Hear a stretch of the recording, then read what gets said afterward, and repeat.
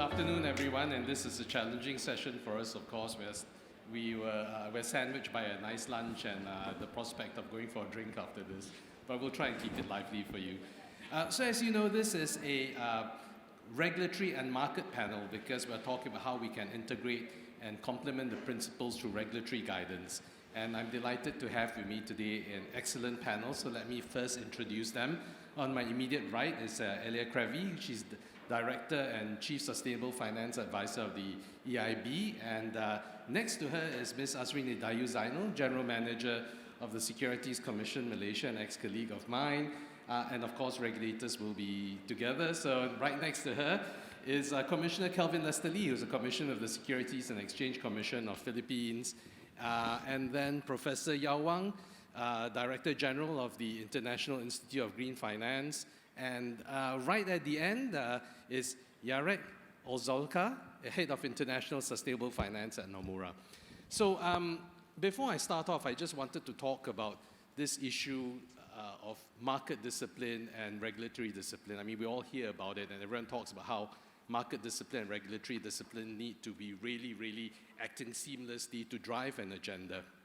And that really is more true than ever now with sustainable finance because we are dealing with concepts that are new, but that are so desperately needed. So when we talk about regulatory and market discipline, we always want to ensure that the balance is correct because if you have too much regulatory discipline, it's stifling, but if you've got the right degree of regulatory discipline and the right type of regulatory support, you get to drive things very quickly. You get to combat greenwashing, you get to combat sustainability washing. But if we get too much of it, then you might get green hushing. And last week, many of you might have read, the Australian Securities and Investment Commission came out and warned people against green hushing because of the action that it started to take. So I want to start off by asking Eila a very simple question. Europe's talking a lot about green. And I just wanted to understand from your perspective, is Europe talking too much about green and not enough about transition, which we've heard today is really apparently the key to unlocking finance for decarbonization everywhere in the world? Eila?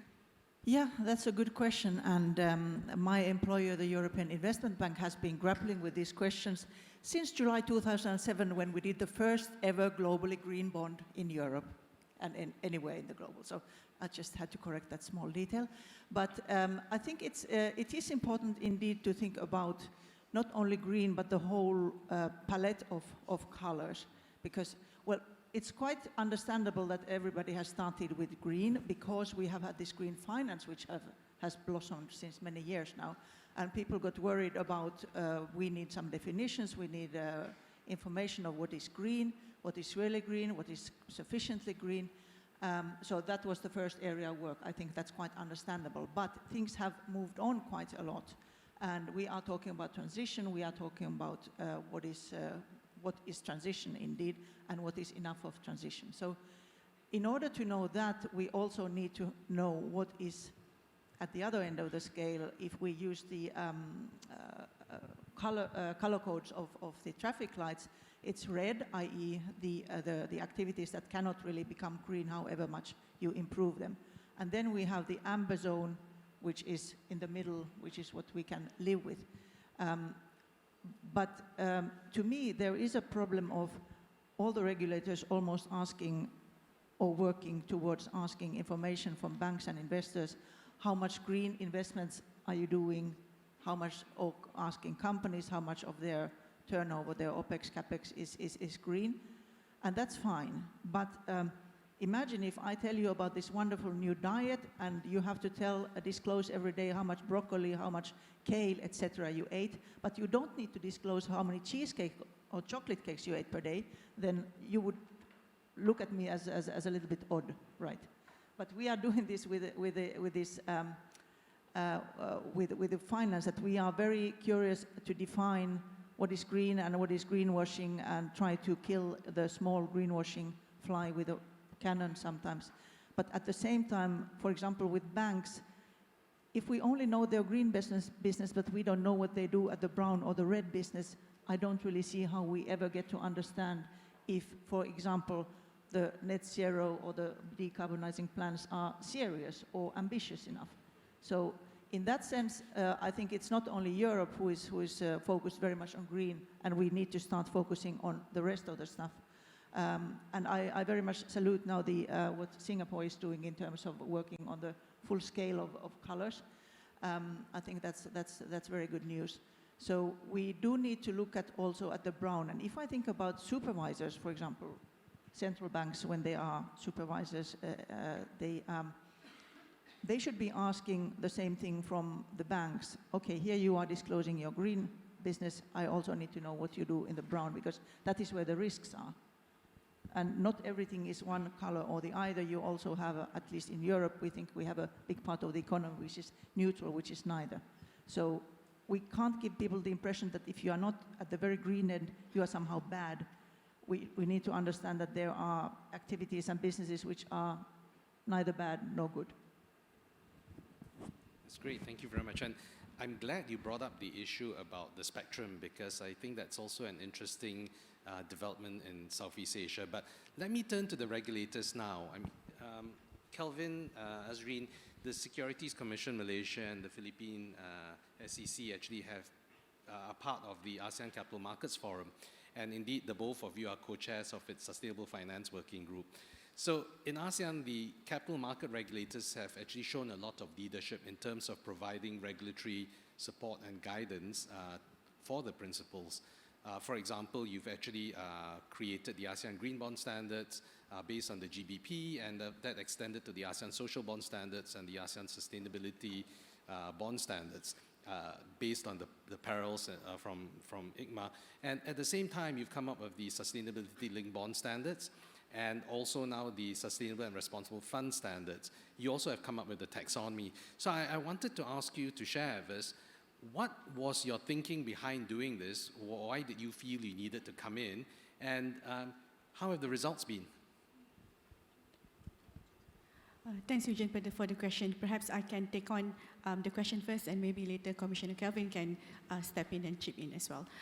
First of all, in terms of the ASEAN region, as the 10 member countries of ASEAN are all at very different stage of economic development, and in some of the countries, regulatory push is very much needed to move the needle in the market. So that is also one of the motivation of why the regulators came on board and worked together in coming up with the relevant ASEAN standards for the bond market in the region. So how it started was that we first developed the ASEAN Green Bond Standards and released it in 2017, followed by the ASEAN Social Bond Standards and Sustainability Bond Standards in 2018. We worked very closely with ICMA because we wanted to ensure that the standards that we came up with are aligned with internationally accepted principles. So that's very key for us because we want to attract the global capital to invest in the region. Accordingly, last year, we released the ASEAN Sustainability Linked Bond Standards, which is also aligned with ICMA's SLBP. As you know, that the conversation has shifted from green to transition. So to facilitate that, we need a framework that would help the market in ASEAN to also transition. So in terms of the effectiveness of the standards, we are seeing more than 40 billion US dollars being raised under the standards cumulatively, and about 70% of the issuances are for sustainability bonds. So that kind of shows that there is this integration between social and the green aspects where the issuers are able to raise such issuances. And also just to share, for Malaysia, we also have our own national framework. We call it Sustainable and Responsible Investment Sukuk Framework. It's a national framework that incorporates the alignment of the ICMA principles with Islamic principles. So the framework is for the issuances of green, social, and sustainability sukuk purposes. And about 88% of issuances under the national framework are aligned with the ASEAN standards. And another key trend I want to share is that in terms of the issuances by sovereign governments in the ASEAN region, I think we have seen countries like Malaysia, Philippines, and also Thailand, where the governments issued sovereign sustainability bonds using the ASEAN Sustainability Linked Bond Standards as a reference. In terms of the private sector, we are also seeing the first few years, I think the issuances were dominated by corporate issuances, but in recent years, we are seeing a lot of financial institutions in the region that are issuing sustainability bonds. So that is indeed an encouraging trend. If I may, Eugene, I should be on the same panel with Madam Azreen more often. She does all the heavy lifting for me. But let me touch on the Philippine side a little bit. On the Philippine side, Madam Azreen mentioned there's like roughly 40 plus billion USD worth of GSS, ASEAN-related GSS bonds that have been issued since then. Roughly, and I'm going to tout the Philippines a little here, roughly 20% of that, 9.9 something billion USD is from the Philippines. So we're kind of proud of that, no? And second thing that I'd like to bring up in relation to the point that the question you had on how's been the pickup in relation to the GSS bonds. In the Philippines in particular, it has been fairly popular. It has been very interesting, so much so that next week I will be attending if my schedule permits, no, I will be attending a microfinance foundation called ASA Philippines. Take note, microfinance, which will be issuing in effect the first gender bond in the Philippines. It's technically a social bond, but I'm allowing it to be tagged as a gender bond in light of the fact of the very strong focus on gender equality. So what's my point with those statements? Now, that there has been very good uptake on this. There has been very, very strong interest, not just in ASEAN, but even in countries like us in the Philippines, is trying to catch up on this. So we're happy that it has worked to such a great extent, following the basic ICMA principles. All of our issuances has basically followed the basic ICMA principles, and of course with an ASEAN labeling is ASEAN tagging, but generally it's worked very well, and I'm actually very happy with it. Thank you. So we talked about transition. It was quite interesting because just now I was getting a cup of tea. Someone mentioned to me that the idea of a just transition doesn't seem to have a very clear description. And I wanted to turn to you, Kelvin and Azreen, because I know in ASEAN there are certain blueprints that come out from the capital market regulators and the central banks. And essentially it kind of says that transition is decarbonization that minimizes social and economic dislocations. Would you agree with that definition? Not necessarily. Bottom line, the fact that we're going in this general direction is already a good indication, no? That we're all, I wouldn't use the word aligned, that at least we're all going in the same direction. Perhaps what's needed more is a bit more collaboration, a bit more coordination, just to make sure everyone gets to the same, what was the word, Jingdong, or user, same basic baseline, I guess, would be one way of looking at it. Right. But I guess, from the position that you are trying to structure the different approaches that you have, it is really to minimize the economic and social dislocations then. Right. So I just wanted to ask then, from the Chinese perspective, Professor Wang, I mean, what has happened in China? Has this helped with transitions? Yeah, I think regarding in China, we always found the right balance, to how to drive in the market and also combating greenwashing. I think China have a typical characteristics that is policy driven. And China have set up a comprehensive high-level design to support transition, including legislation framework, national strategy, and also sectoral policies and standards, taxonomy. I will give a detailed introduction about that. And we already, for the legislation framework, we have an environmental protection law. And although we haven't addressing climate change law, but we already have a draft on carbon trading.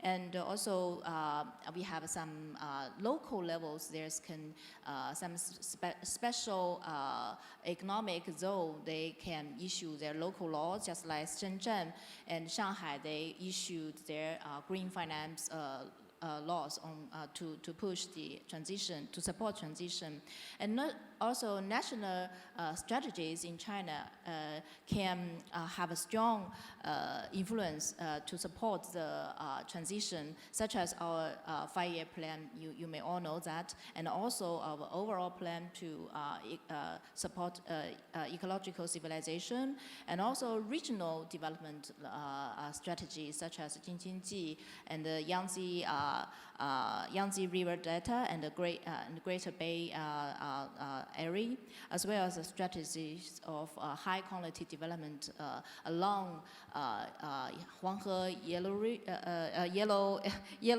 River, and also Yangtze River. So, and the sectoral policies, include carbon peak and also carbon neutrality policies from the industry side, and also SASAC, the supervisor of SOEs, they also issue some documents last year to demand all the listed companies of SOEs should do the ESG coverage. So, from financial side, actually, our financial regulators, PBOC and the financial regulators, they issued, actually they set up a comprehensive green financial system, and also now they are working on transition finance, such as Wang Green Finance Guideline in 2016, and also structural monetary policy tools, like carbon emission reduction facility and clean coal utilization refinancing. This can be referred to a transition finance policy. PBOC also issues a guideline on environmental information disclosure for financial institutions, and push 23 commercial banks to do the climate risks stress testing from last year. And CBIRC have also issued guidelines on green finance for the banking and the insurance companies in an operation level. So this is they actually have some other policies. I cannot go to more details. And also taxonomy, I think they have a lot of discussion about that. And also in China, play a crucial role to support the transition. Because the taxonomy is very important, because they can make the market participants know what is green, what is transition. And actually there are a lack of the knowledge about that. So taxonomy, PBOC has established the Green Finance Standards Committee in 2018, and they have also a comprehensive standards system, and including that taxonomy is one of them. And also now PBOC is working on transition taxonomy, is their ongoing work. As a first step, they have promoted taxonomies for the steel, construction material, and agriculture and coal electricity industries. Additionally, they have jointly released the China-EU Sustainable Finance Common Taxonomy, and also they are now working together with the thinkable mass for a common taxonomy together. So to sum up, I think efforts in China have been made to support transition and establish standards and enhance market understanding and promoting transparency, information disclosure. So by doing so, I think transition finance can better support the transition. Yes. Okay. Thank you. Thank you. Azreen and Kelvin, I have to come back to you because both PSEC and the SC Malaysia members of the ASEAN Taxonomy Board, and the ASEAN Taxonomy also has an approach to transition with the multi-tiers. I was wondering if you could just quickly share with the audience what that approach is. Maybe I can start by sharing a little bit about the ASEAN taxonomy. So we started with the ASEAN taxonomy version 1 that was released in 2021 that comprises the foundation framework, which is principles based, and the plus standards, which then identified what are the 6 priority sectors for ASEAN and the 3 enabling sectors. And in March this year, we just released the ASEAN taxonomy version 2, which introduces the thresholds and metrics for the one priority sector, which is for the energy sector. We are currently going through, we will be going through a consultation process to get feedback from the industry in terms of the usefulness and applicability of the thresholds that we have included in the taxonomy. And what is unique about the taxonomy is that there is an amber categories. This amber category is to cater for the transitional activities. This is very important because a lot of countries and companies in the ASEAN region is very much in need of transition finance. So by catering for this need, we are not prohibiting finance to come in, but we want finance to come in, but with a measured approach. There are criteria that need to be fulfilled in order to qualify as transition or amber criteria. So maybe I'm not sure what else to add to that. And you are the first taxonomy to actually have a technical screening criteria for coal phase-out. Yeah, or you really want to touch the coal phase-out issue. The coal phase-out was always interesting because that portion of that, you have to remember that ASEAN is 10 different member states, different starting points, different basic economies, different energy needs. So obviously just getting us all together in the same room, getting us all together to agree on a set of metrics, the set of technical screening criteria in relation to coal phase-out was already a challenge. I'm just happy we were able to get to a reasonable direction on that. And so far, well, I could be wrong, no? But current feedback seems to be positive in relation to it. People I speak to on this topic seem to be very interested in the fact that we actually have the coal phase-outs within the TSCs, and that we're able to roll that. I think, as I understand, I think we're one of the first to do that. So I think it's really a question of balance between reality and ambition, and collectively the ASEAN members seem to have been able to do that. So Eugene, just to add one more quick point. The ASEAN Taxonomy version 2 also introduced social consideration as one of the essential criteria in the foundation framework. This is very important because we want to promote for just and orderly transition. And similarly for the Securities Commission Malaysia, in December last year, we released Sustainable and Responsible Investment Principles-Based Taxonomy, which comprise the environmental, social and sustainability components. The environmental components are aligned with the ASEAN Taxonomy Foundation Framework as well. And this is important to ensure there's interoperability of taxonomies, and at the same time the social aspect is very important, seeing that Malaysia is a global leader in Islamic finance, and so the aspect of social would need to be incorporated as well for just and orderly transition. Thank you. So now let's turn to the private sector. I have to ask you, Jarek, where does regulatory support come in as very useful, and where do you think it's not needed? You've got amnesty on this, so you can say whatever you want. Yeah, thanks. I think I'm in a tricky position with 3 regulators on the panel as a market participant, so not in an envious position, but and maybe to not politicize, but I'll start with a quote from Hillary Clinton, that there's nothing magical in regulation. Too much is bad, too little is also bad. So, and when I look at the history of the past decade of sustainable finance regulation, I would say the nature of regulation has shifted significantly, and a decade ago it was more looking at what the market is doing and playing catch up and trying to codify it and put it into hard legislation. I would say nowadays the regulators are taking a much more proactive role, driving change. So I think the nature is changing. So there's a huge barrage of ESG regulation we see daily. If we look at a global perspective, you know, we're struggling to keep up and looking what's hitting the screens. Where, to name a few, where I would see regulation as welcome, I would start with regulating ESG rating providers. I think the push to have more transparency, not necessarily harmonizing the various ESG ratings. I think that can be only a good thing, and we had the MAS today make the announcement that they're starting a public consultation on ESG rating providers and data providers. Similar with external review, second-party opinion providers. I think most people in the room will agree that anything that's helping to manage conflicts of interest would be also welcome.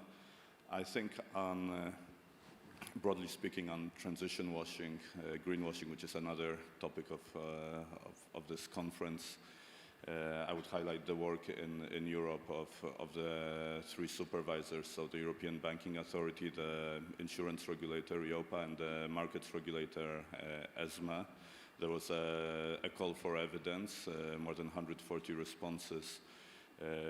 I cannot say how useful it will be because now it's going to be a year until we see actually the regulation come out.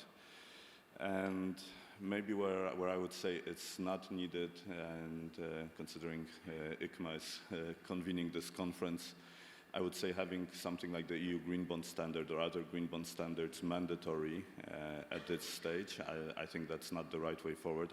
I'm all for mandatory disclosures, but having mandatory strict standards, I'm not sure that's something necessarily that would help grow and scale up the market. Eugene, I hope you don't mind. I'm just going to jump in on Jarek's point now. Actually, you bring up an interesting point about the working on the ESG ratings. No, credit.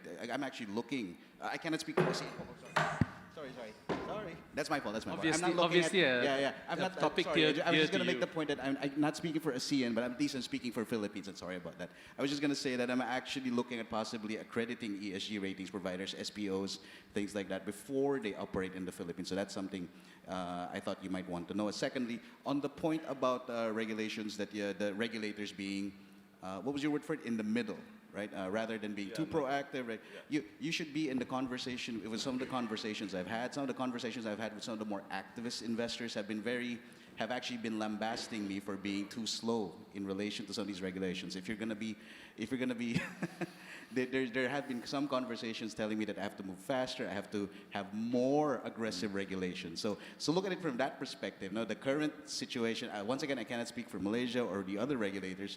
We look at it from my perspective. We're trying to keep a balancing act, trying to make sure we don't stifle, we don't over-regulate, but at the same time, we have enough to be able to prod the industry along, to help people move forward in this direction.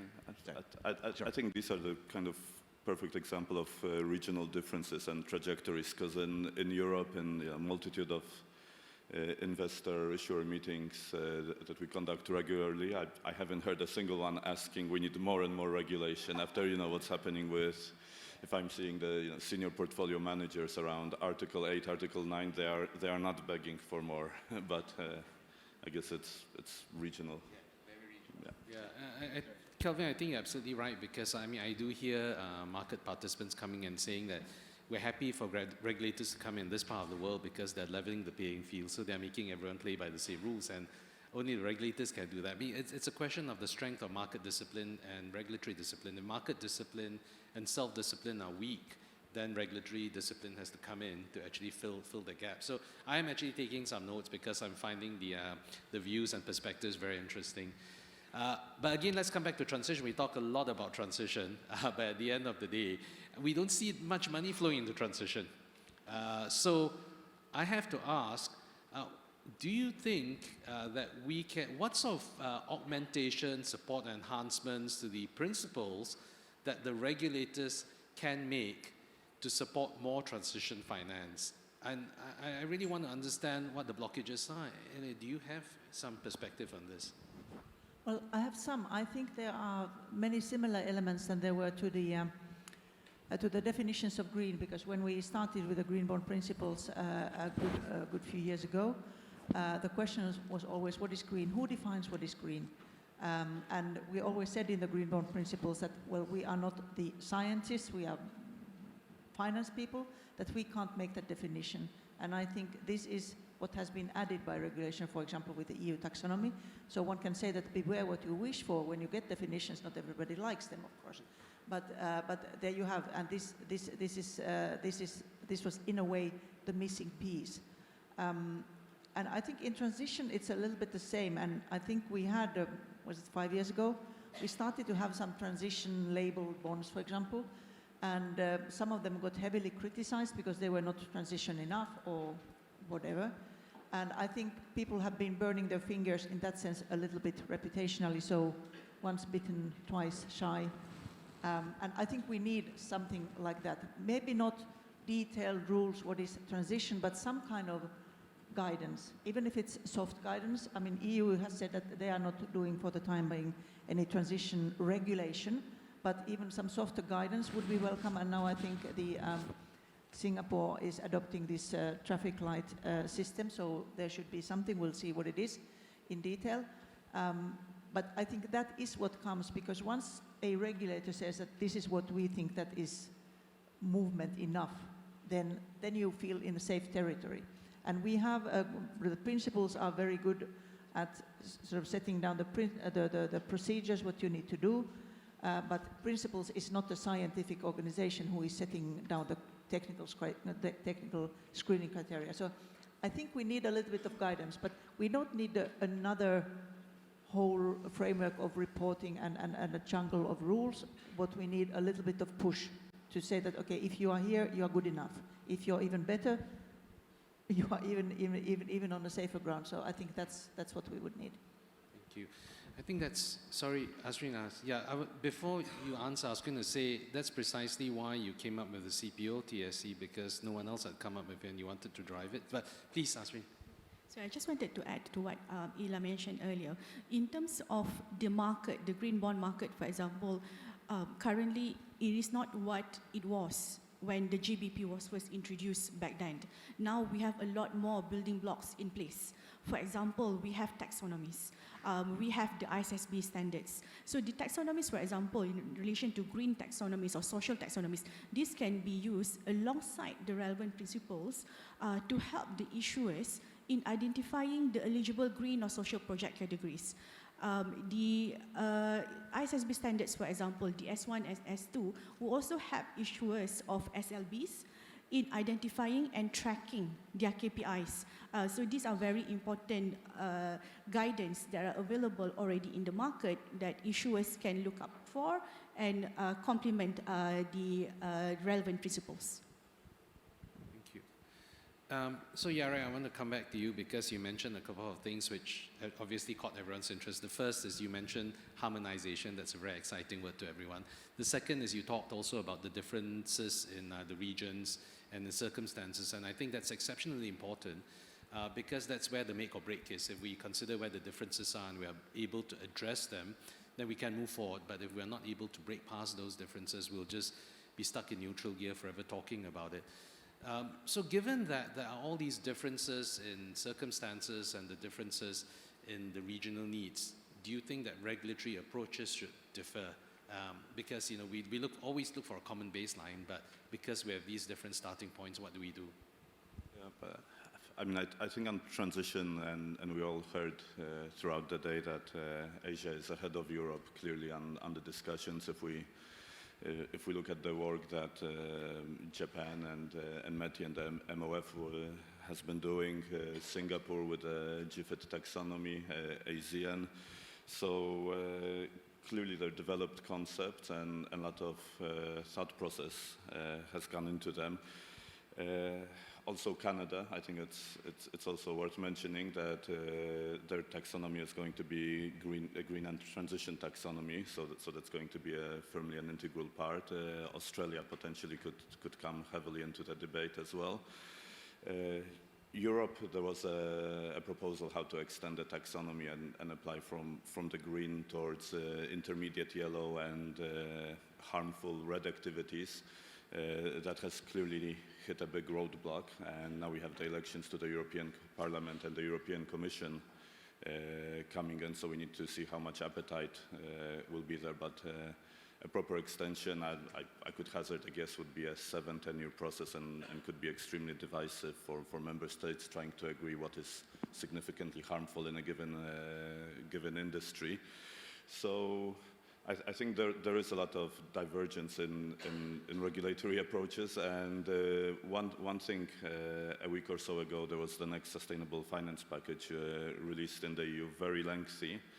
If there's one thing I would recommend to read is a 16-page recommendation on transition finance. It's the first time when the EU is trying to define what is transition finance, how to use transition plans, and I think this is a very good example where this is just a recommendation, so in the form of soft law where the regulator can really kind of shepherd and kind of point in the direction how to use voluntary tools without waiting for hard law to come into effect. Thank you, that's useful. I mean, that soft approach. there's carry weight as well. But you did talk about different approaches, so it's essentially different strokes for different folks. So when we started taxonomies, for example, we didn't have that many, but today we have over 40 official taxonomies, either developed or under development. And if you look at the proprietary taxonomies, we're 150, 180. Kelvin, how do we actually stop that fragmentation? Kelvin and I were just having a chat just now because we think ASEAN has 10 countries. That's difficult. Africa has 54. Yeah, fragmentation is a real thing. It keeps getting brought up to me, actually, especially considering the Philippines. Maybe I don't know if you're aware, we're currently working on a separate Philippine taxonomy as well. No, I'm actually leading the technical working group working on that. And the issue really is the fact that there might be differences and difficulties that the private sector will encounter dealing with what could be considered as fragmentation, different standards, different frameworks, different guidances. But I guess the point is we have to remember that most of them have generally the same basic baseline, number one. And number two, most of them, I can't speak for all of them because I haven't reviewed all of them, to be honest. I've reviewed many of them. I can honestly say that many of them have the concept of interoperability built in already, meaning they're trying to make sure that they speak a relatively common language, if not a common language, an interchangeable language, that the one thing can easily be translated. Okay, maybe not easily, but at least one thing or one matter can be translated to another. So that's something that's always top of mind. Now, this goes back to my point earlier, Eugene, that the collaboration, further discussions should be done. We're doing that with the ASEAN taxonomy precisely to try and avoid issues like that. We're going through a consultation period. Once I have the Philippine taxonomy issued out initially later Q1 next year, I'm planning to do roughly the same thing. Have it go through a consultation period as well. Bottom line, we are aware, or at least I'm aware of fragmentation as a possible issue. There are efforts to try and avoid it. This brings me back to one of your analogies, Eugene, at one of the forums. You made an analogy once about how within ASEAN there are 10 different ways to call fried rice. But at the end of the day, it's all just fried rice. Different ways, some might be spicier, some might have more meat than the other. Would you say that's fragmentation? It might be, but they all have a common point, a common baseline. They're still just fried rice. We can look at it that way in this context, I think. Thank you. So I want to turn to Professor Wang now. Obviously, KPIs and SPTs are very fundamental if we are trying to measure the success of transition. Do you think this should be left to the market, or do you think regulators should have more say in it? Let me take ICMA's, ICMA's principle, for example. Actually, ICMA's sustainable linked bond principle played a crucial role in facilitating the market. And undoubtedly, the SPT is very important to serving as a benchmark to assess and monitor the progress of issues in achieving their sustainability goals. I believe in a balance and the collaboration between regulators and markets, because we have already some cases happen. While the firms played a crucial role in determining targets and suit their current situation and also expectation best. And the regulatory guidance is essential to facilitate the transition process effectively. So I think regulators can support and enhance the ICMA's principles, and including the SLB principles, and also now we also have SL loan, right? And by providing clear framework for selecting meaningful SPT, and the collaborating approach between markets and also regulator, I think the participant can ensure that transition towards sustainability is well supported and credible across the different regions and circumstances. Yes, okay. Thank you. We have 1 minute left, and we have a question, I think, which is very interesting, and because it's dear to my heart, I will exercise my privilege as the moderator to ask it. How will regulators support or protect lenders and borrowers of just transition finance from shareholder activism, particularly when certain quantitative metric disclosures can be subjective or challenged, for example, the inclusion of Scope 3 and that can create a spread of over 40% between calculations in the present time. How much of a disclosure can be marked for safe harbor? I mean, this is interesting to me because I talked about green hushing just now, and now we have a safe harbor question. Would anyone like to try and answer this? So it's basically saying, how do you protect the issuers and the borrowers from any action from activists? Because the information they give may not be that precise, and they may end up having a problem, so it exposes them to legal liability or regulatory action. And therefore, that's why there's green hushing. Yeah, can I say something? Yeah, please. No, I think it's also, in that sense, it's good to have clear rules what you should disclose and how you disclose, and also the methodology, how you come to a certain information. So I think also the methodologies are important because you can give vastly different numbers. So that is good. But I also have to say here that I think in that sense, it is very important to think about also the principles of double materiality. Okay, I come from Europe, so you would not be surprised that I'm a fan of that, but I tell you why I'm a fan of it, because it is financial materiality, what you mean by it now is known knowns. The double materiality is the unknown ones, and they may become more important over time if, for example, externalities are priced. So I think the more you give the information in that sense, and if you look at the double materiality, I think you are in a safer environment. Thank you. And Jarek? Yeah, I can bring the U.S. perspective, because I think if we're talking about litigation, obviously, if we look at the bulk of climate law cases reaching the courts, U.S. is clearly very much at the forefront.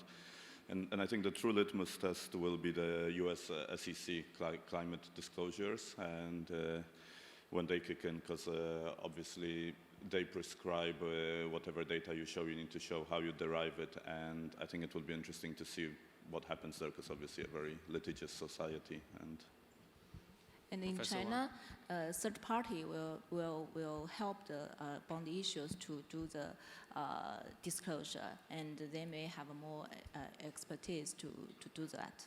Yes, so the third party is also very important. Oh. Just wanted to add to that.